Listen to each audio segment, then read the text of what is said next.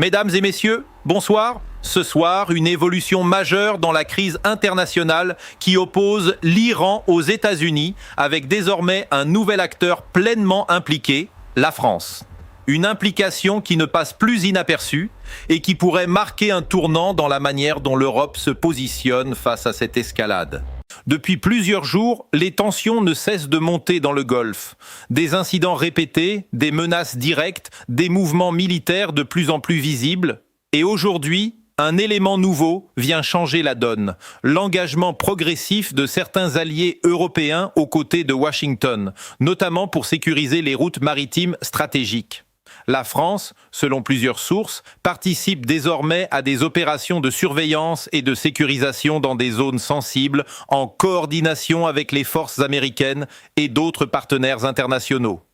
L'objectif est clair, garantir la libre circulation des navires, en particulier dans des points de passage essentiels pour le commerce mondial comme le détroit d'Ormuz. Car ce détroit, vous le savez, est l'un des axes les plus critiques de la planète. Une part considérable du pétrole mondial y transite chaque jour. Et toute perturbation dans cette zone peut avoir des conséquences immédiates sur les prix de l'énergie, sur les marchés et sur l'économie globale. Mais au-delà de cet enjeu économique, c'est une véritable démonstration de positionnement stratégique qui est en train de se jouer. En s'engageant aux côtés des États-Unis, la France envoie un message, celui d'une solidarité avec ses alliés, mais aussi d'une volonté de peser dans l'équilibre des forces. Et c'est précisément ce positionnement qui attire aujourd'hui l'attention, car dans le même temps, un autre élément vient renforcer les inquiétudes. Des analyses récentes indiquent que les capacités balistiques de l'Iran auraient considérablement évolué. Des portées plus longues, des systèmes plus sophistiqués, et surtout une capacité théorique qui pourrait désormais inclure certaines capitales européennes dans leur rayon d'action. Parmi elles, un nom revient avec insistance, Paris. Alors, il faut être très clair, nous ne parlons pas ici d'une attaque imminente, mais d'une capacité, d'un potentiel. Et dans le domaine stratégique, cette distinction est essentielle, mais elle n'enlève rien à la gravité de la situation. Car le simple fait qu'une capitale comme Paris puisse être incluse dans ce type de calcul change profondément la perception du risque. Pendant longtemps, l'Europe s'est pensée à distance de ce type de menace directe. Aujourd'hui, cette distance semble se réduire. Et cela pose une question fondamentale. L'Europe est-elle prête à faire face à cette nouvelle réalité ? Du côté des autorités françaises, le ton est mesuré, mais la vigilance est clairement renforcée. Des dispositifs de surveillance ont été intensifiés. Les échanges avec les partenaires internationaux se multiplient.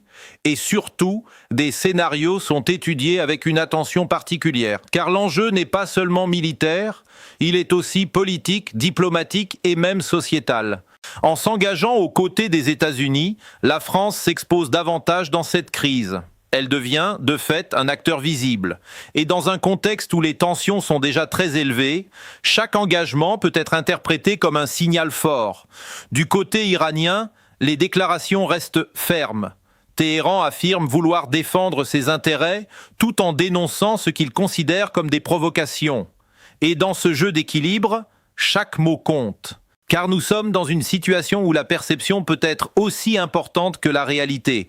Une manœuvre militaire, un déplacement de navire, une déclaration politique, tout peut être interprété comme un geste d'escalade. Et c'est précisément ce qui inquiète les observateurs. Car l'histoire récente nous a montré que certaines crises peuvent évoluer très rapidement. Parfois à la suite d'un incident, parfois à la suite d'une mauvaise interprétation. Et dans un contexte aussi tendu, le risque d'erreur n'est jamais nul. C'est pourquoi les efforts diplomatiques se poursuivent, souvent en coulisses.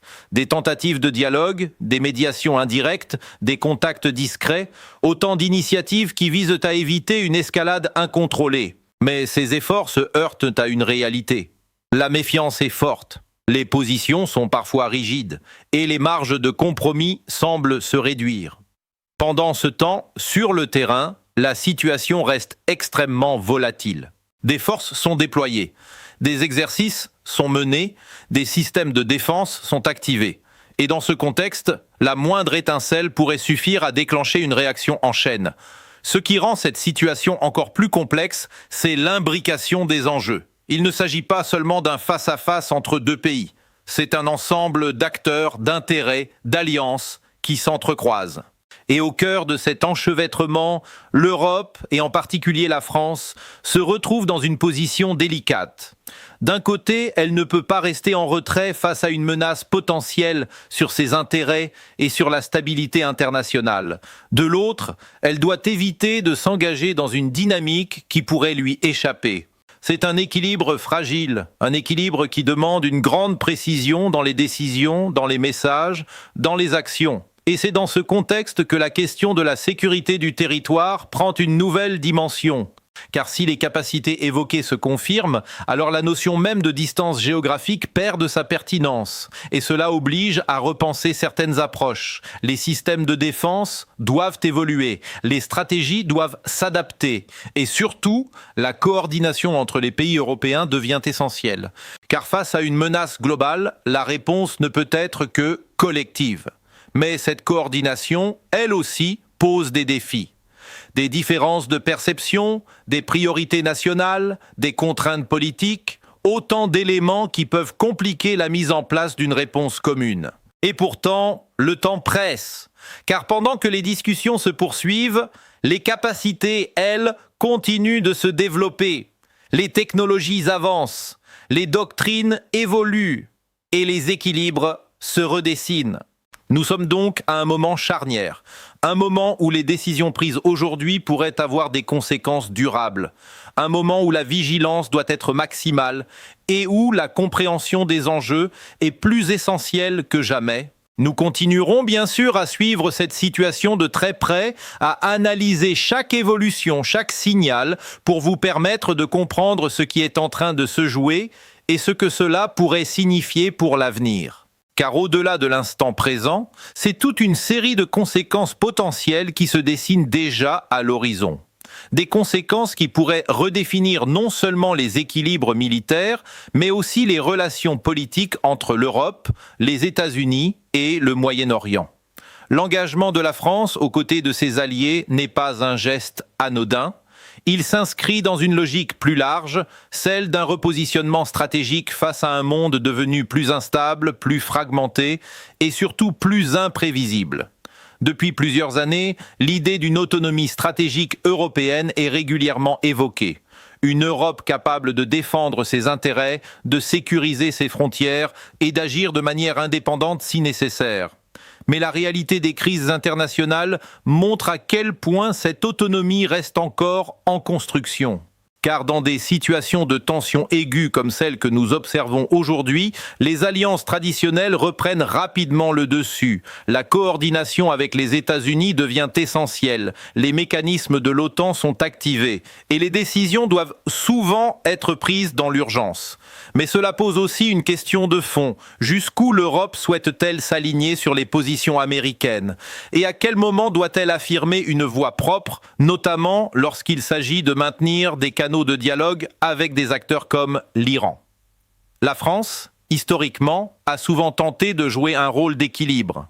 Un rôle de médiateur, capable de dialoguer avec différentes parties, tout en restant fidèle à ses alliances. Mais dans le contexte actuel, cette position devient de plus en plus difficile à tenir. Car l'intensification des tensions réduit les marges de manœuvre.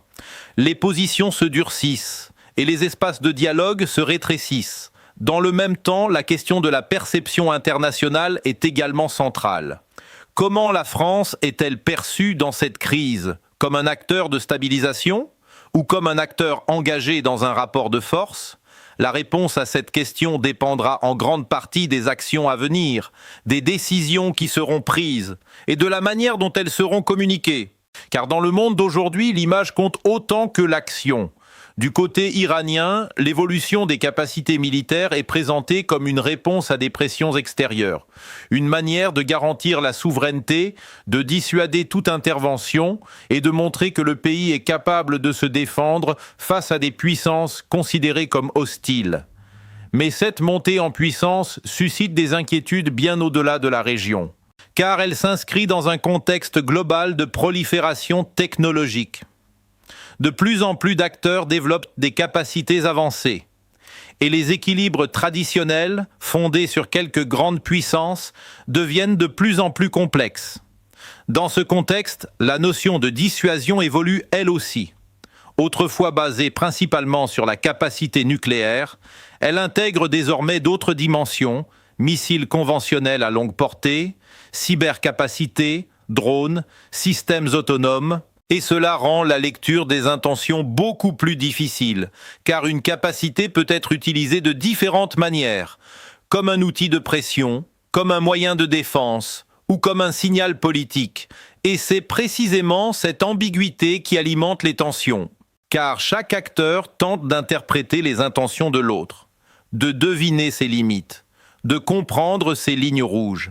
Et dans ce jeu d'interprétation, les erreurs peuvent être lourdes de conséquences. C'est pourquoi les mécanismes de communication restent essentiels. Même dans les moments les plus tendus, maintenir un minimum de dialogue permet de réduire les risques de malentendus. Mais encore faut-il que ces mécanismes soient préservés. Et aujourd'hui, certains observateurs s'inquiètent de leur fragilité. Car à mesure que les tensions augmentent, les canaux se ferment, les positions se radicalisent et la confiance diminue. Dans ce contexte, le rôle des organisations internationales devient crucial. Des instances comme les Nations Unies tentent de maintenir un cadre de discussion, de proposer des solutions, de favoriser le dialogue. Mais leur capacité d'action dépend largement de la volonté des États. Et lorsque les intérêts divergent fortement, les marges de manœuvre se réduisent. Pendant ce temps, sur le terrain, la situation reste sous haute surveillance. Les mouvements de navires, les activités aériennes, les communications, tout est analysé, décortiqué, interprété. Et chaque élément peut être perçu comme un signal d'apaisement, ou un signal de tension. Dans ce climat, la prudence est essentielle. Mais elle doit s'accompagner de clarté. Car l'ambiguïté, si elle peut parfois servir des objectifs stratégiques, peut aussi créer de l'incertitude. Et dans un environnement déjà instable, l'incertitude peut devenir un facteur de risque. C'est pourquoi les décisions qui seront prises dans les prochains jours seront déterminantes. Elles permettront de voir si la situation évolue vers une stabilisation progressive ou vers une phase plus critique. Quoi qu'il en soit, une chose est certaine, nous assistons à une reconfiguration des équilibres internationaux. Une reconfiguration dans laquelle la France, l'Europe, les États-Unis et l'Iran jouent des rôles clés.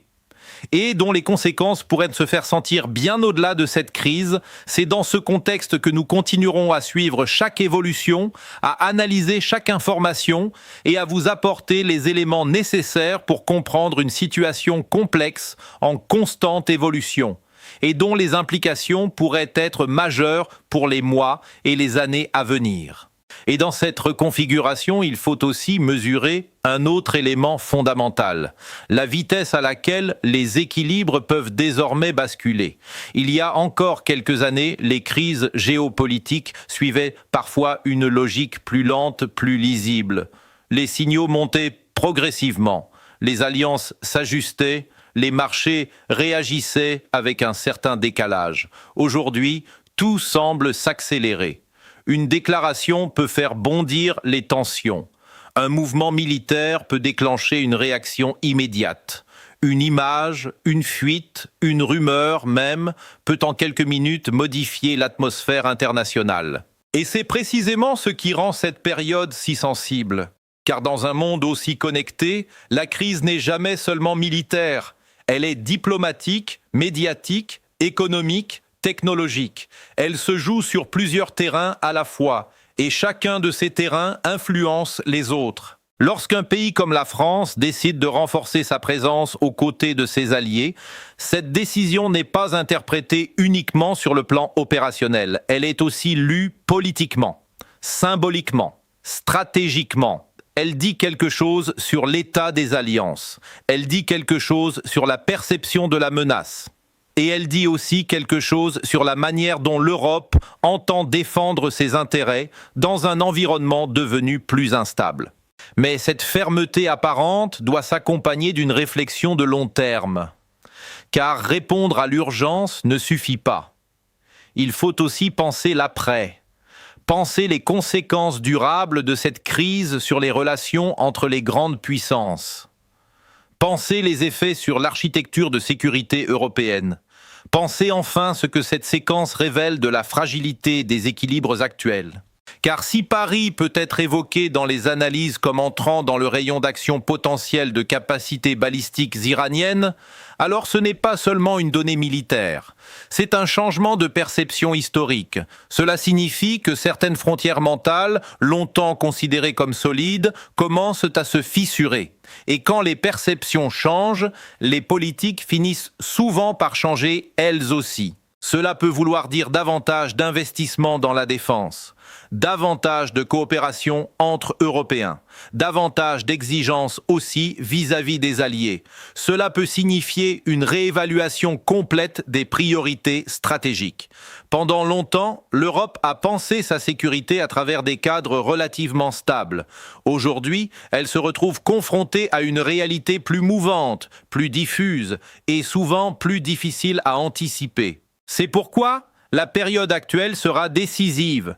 Décisive pour la France, qui devra définir jusqu'où elle veut aller dans cet engagement. Décisive pour l'Europe, qui devra montrer sa capacité à réagir de façon cohérente. Et décisive pour l'ensemble de la communauté internationale, qui devra éviter qu'une logique de démonstration de force ne se transforme en confrontation ouverte. Car au fond, c'est bien cela l'enjeu. Empêcher que la logique de puissance ne prenne le dessus sur la logique de maîtrise. Empêcher que les signaux de dissuasion ne soient interprétés comme des invitations à l'escalade. Empêcher, enfin, qu'une crise encore contenue ne devienne une rupture plus large, aux conséquences imprévisibles. Dans ce contexte, chaque acteur avance avec prudence, mais aussi avec ses propres contraintes. Les États-Unis cherchent à maintenir leur crédibilité stratégique. L'Iran veut montrer qu'il ne cède pas à la pression. La France et ses partenaires européens tentent de protéger leurs intérêts sans perdre le contrôle du tempo diplomatique. Et c'est justement ce jeu d'équilibre qui rend la situation si complexe, car personne ne veut apparaître faible. Mais personne ne veut non plus être tenu pour responsable d'un basculement incontrôlé. Alors les prochains développements seront observés avec une attention extrême. Non seulement pour ce qu'ils diront des intentions immédiates des uns et des autres, mais aussi pour ce qu'ils révéleront d'une transformation plus profonde. Une transformation de l'ordre international, une transformation du rapport entre distance et sécurité, une transformation enfin de la manière dont l'Europe se pense elle-même dans le monde. Et dans cette période d'incertitude, une chose reste essentielle, garder de la lucidité. Ne pas céder à la panique, ne pas sous-estimer non plus les signaux, comprendre que nous sommes face à une situation évolutive, sérieuse, mais encore ouverte. Une situation où rien n'est totalement joué et où les choix faits aujourd'hui pèseront lourd sur demain.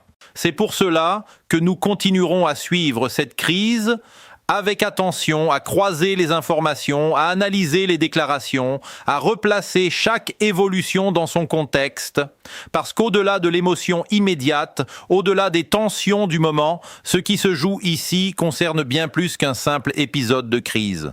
Il s'agit d'un moment de vérité pour les équilibres internationaux, d'un test pour la solidité des alliances, et peut-être d'un tournant pour la sécurité européenne telle qu'elle sera pensée dans les années à venir. Et c'est précisément pour cette raison qu'il faut regarder cette situation avec gravité, avec calme et avec la conscience que dans le monde qui se dessine, plus rien ne peut être considéré comme lointain.